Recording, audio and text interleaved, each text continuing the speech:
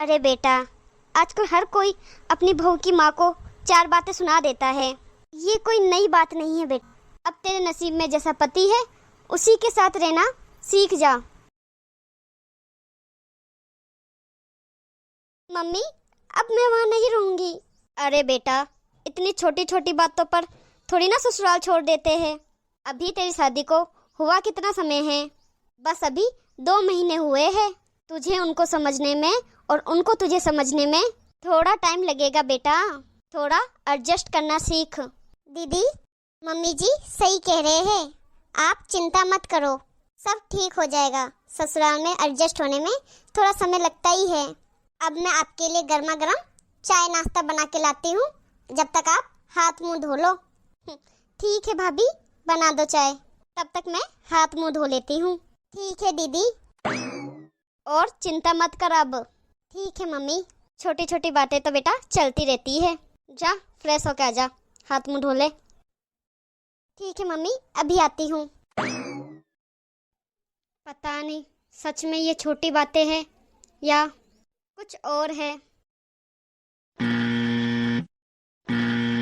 Hello, हाँ बोलो। पागल हो गए हो क्या? गाड़ी? बिल्कुल भी नहीं बोलने वाली मैं अपने मायके में गाड़ी के लिए। पहले ही मेरे भाई और मेरे माँ बाप ने मेरी शादी में अपनी हैसियत से बढ़ के दिया है मुझे। क्या तुम्हारे पास गाड़ी नहीं है जो मैं अपने माँ बाप से बोलूं? नहीं, बिल्कुल भी नहीं बोलने वाली हूँ मैं गाड़ी के लिए। और ऐसी बात है ना तो मैं वापस उस घर में नहीं आने वाली। हे भगवान, अब ये कैसी बात कर रहे हैं? मेरे ससुराल वाले ना नहीं सुधरने वाले, बिल्कुल भी नहीं सुधरने वाले। इनका पेट कभी नहीं भरने वाला। मेरी मम्मी, मेरा भाई कितना भी दे दे मुझे, पर मेरे ससुराल वालों की नीयत और पेट कभी नहीं भरने वाला। अब तो मुझे मम्मी से बात करनी ही पड़ेगी सीधी सीधी। मम्मी, अरे बेटा, मैं अभी तेरे पास ही आ रही थी। देख, ये 2 साड़ियाँ निकाली है मैंने। ये तेरी ननंद के लिए और ये तेरे लिए। अब तेरी सास के लिए साड़ी लानी बाकी है, बस वही जा रही हूँ लेने। मम्मी, ये सब देने की कोई जरूरत नहीं है अब आपको। इन सब से मेरे ससुराल वालों का पेट नहीं भरने वाला। आप कितना कुछ भी दे दो, उनका पेट कभी नहीं भरेगा। अरे बेटा, मैंने तेरे को समझाया ना, ये सब छोटी छोटी बातें चलती रहती है। ये कोई बड़ी बात नहीं है। आ मेरे पास बैठ। तू भी ना बेटा आजकल बहुत जिद्दी बनती जा रही है। पर मम्मी, ये कोई छोटी बात नहीं है। अब मम्मी, मुझे वहाँ पे नहीं जाना बिल्कुल भी। अब मुझे कहीं नहीं जाना मम्मी, आप मुझे अपने पास ही रख लो। अरे बेटा, ऐसे कहाँ बेटियाँ रखी जाती है घर पे? तेरी शादी हो गई है, तू क्यों नहीं समझ रही? मम्मी, मेरे ससुराल वालों का लालच एक एक दिन करके बढ़ता जा रहा है। क्यों, क्या हो गया बेटा? अब हुआ क्या है मम्मी? क्या बताऊं मैं अब आपको? आपके दामाद अपनी माँ की झूठी बातों में आके ना मुझ पे इल्जाम लगा रहे हैं। मेरी किसी भी बात पर उन्हें विश्वास नहीं है बिल्कुल भी मम्मी। और मम्मी हर बात में मुझे ताने देते रहते हैं, और आपको भी साथ में। मैं अपने लिए तो सुन लूंगी, पर आप लोगों के लिए कैसे सुनूं मम्मी? अरे बेटा, आजकल हर कोई अपनी बहू की माँ को 4 बातें सुना देता है। ये कोई नई बात नहीं है बेटा। तू हमारी चिंता मत किया कर, हमें कुछ बोले तो। मम्मी, आप मेरी बात को समझ नहीं रहे हो। आपने तो मेरी शादी में सब कुछ महंगी महंगी चीजें दी थी ताकि मैं अपने ससुराल में खुश रह सकूं। मेरे ससुराल वाले खुश रहे कि हाँ आपने सब कुछ दिया है। लेकिन मम्मी, दहेज के ताने देते हैं वो लोग कि तुमने दिया ही क्या है। ऐसी बातें करते हैं मम्मी वो लोग। और आज तो मम्मी हद ही हो गई है। गाड़ी मांग रहे हैं, कह रहे गई है अपने मायके तो मायके से गाड़ी ही लेके आना, बिना गाड़ी के ससुराल मत आना। तो मम्मी, ये बातें मुझसे नहीं सुनी जाती। अब मेरा मम्मी वहाँ पे बिल्कुल भी मन नहीं लगता। हर बात पे मुझे जलील कर देते हैं वहाँ पे मम्मी, हर बात पर। बेटा, मैंने तेरे भाई को बोला ही था कि हमारी हैसियत के हिसाब से हमें गाड़ी देनी चाहिए। मुझे लगता है यहाँ पे भी हमारी ही गलती है। कोई बात नहीं, तू चिंता मत कर। अरे मम्मी, मैं तेरे भाई से बात करूँगी। नहीं मम्मी, ये आप कैसी बात कर रहे हो? मम्मी, चाय आप उठाकर सब कुछ भी दे दो ना, फिर भी मम्मी उन लोगों का पेट कभी नहीं भरने वाला। मम्मी वो नर्क जैसी जिंदगी है, मुझे अब वहाँ नहीं जाना, बिल्कुल भी नहीं जाना मम्मी मुझे वहाँ। मैं थक गई हूँ मम्मी 2 महीनों में अपनी बातों की सफाई दे दे के। अब मुझसे और बर्दाश्त नहीं होता मम्मी। आप पर बोझ नहीं बनूंगी मम्मी, मैं खुद कमा के खा लूंगी, पर प्लीज मम्मी मुझे वहाँ पे मत भेजना वापस। बेटा कैसी बातें कर रही है तू? हर औरत किसी न किसी रूप पर, किसी न किसी रिश्ते में बहुत कुछ बर्दाश्त करती है। और बेटा अब तो तेरा नसीब है, अब वही तेरा ससुराल है। अब तेरे नसीब में ही ऐसा ससुराल लिखा हुआ है, तो मैं क्या कर सकती हूँ बेटा? मम्मी सब नसीब बदला जा सकता है, एक बार मुझे जिंदगी दोबारा से जीने का मौका तो दो मम्मी। नहीं नहीं बेटा, ऐसा नहीं हो सकता। जब भगवान जी ने ही दमाद जैसा पति तेरे नसीब में लिखा है, तेरे नसीब में लिखा है ऐसा ससुराल, तो मैं क्या कर सकती हूँ बेटा? तू भी ना नसीब के साथ समझौता करना सीख। जोड़ी भगवान ने बनाई है, वो कोई भी नहीं तोड़ सकता। अब तेरे नसीब में जैसा पति है उसी के साथ रहना सीख जा, और थोड़े समय में देखना सब कुछ ठीक हो जाएगा। और यदि ऐसा कुछ होएगा ना बेटा, तो तुझे नहीं पता समाज में कितनी बेइज्जती होती है, कितनी हमारी बातें होएगी, कितनी हमारी थू-थू हो जाएगी। अरे मम्मी लोगों का क्या है, लोग तो 4 दिन बातें करेंगे फिर अपना आप चुप हो जाएंगे, लेकिन मम्मी लोगों की 4 दिन की बातों के लिए मेरी पूरी जिंदगी खराब मत करो मम्मी। आप मुझे तो समझो मम्मी। बेटा मैं बहुत अच्छी तरह से समझ रही हूँ और तुझे भी समझा रही हूँ कि मेरी बात को समझ। एक गाड़ी की छोटी सी बात है, उसके लिए तो अपना रिश्ता तोड़ रही है। मैं तेरे भाई से बात करती हूँ गाड़ी के लिए, और तेरे ससुराल वालों को गाड़ी दे देते हैं। ठीक है बेटा? मम्मी समाज के लिए ना आप अपनी बेटी की आहुति मत दो।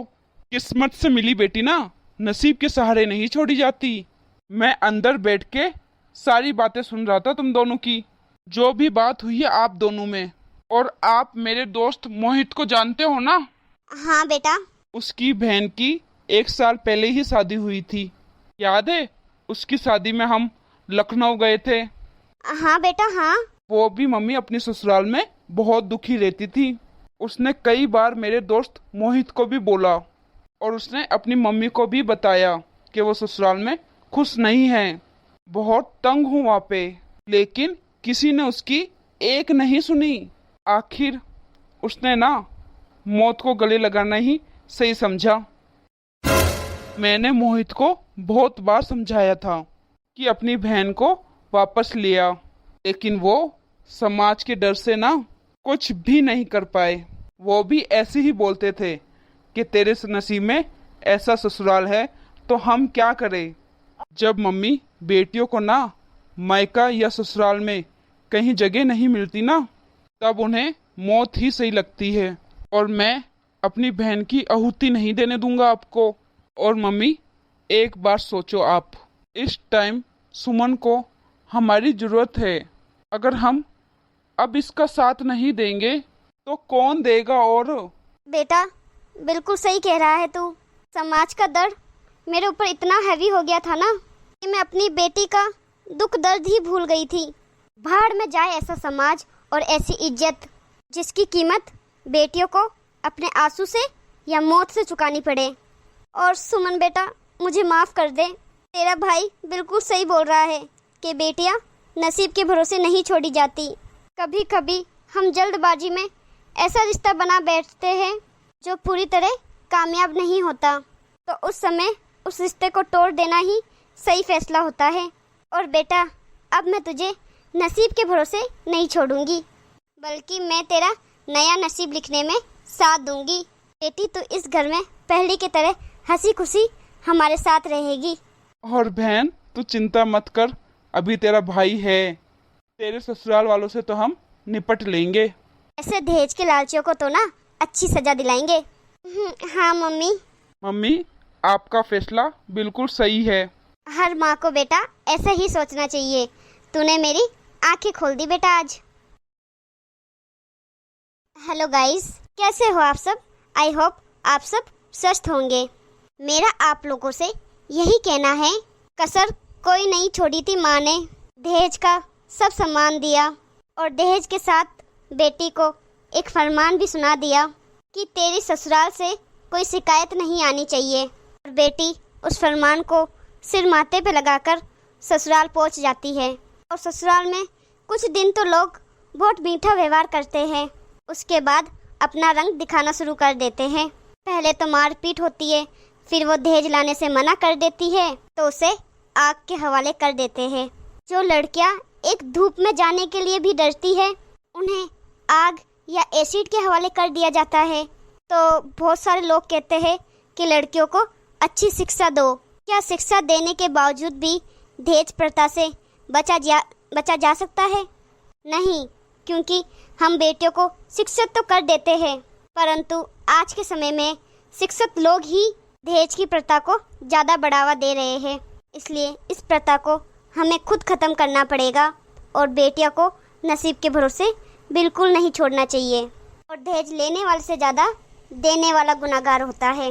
अंत में मेरा आपसे यही कहना है कि एक मीठी सी मुस्कान है बेटी, ये सच है कि मेहमान है बेटी, उस घर की पहचान बनने चली जिस घर से अनजान है बेटी। तो आपको हमारी ये स्टोरी कैसी लगी कमेंट में अपनी राय ज़रूर बताइए। और हमारी वीडियो अच्छी लगी हो तो लाइक शेयर करना ना भूलिए। अगर हमारे चैनल को अभी तक सब्सक्राइब नहीं किया है, हमारे चैनल में आप नए हो तो सब्सक्राइब करना भी ना भूलिए। वीडियो को अंत तक देखने के लिए धन्यवाद। मिलते हैं अगली वीडियो में। और थैंक यू हमारे YouTube family member Sunita Singh, जो आपने हमारी वीडियो को प्यार दिया और प्यारा सा कमेंट किया। Thank you so much.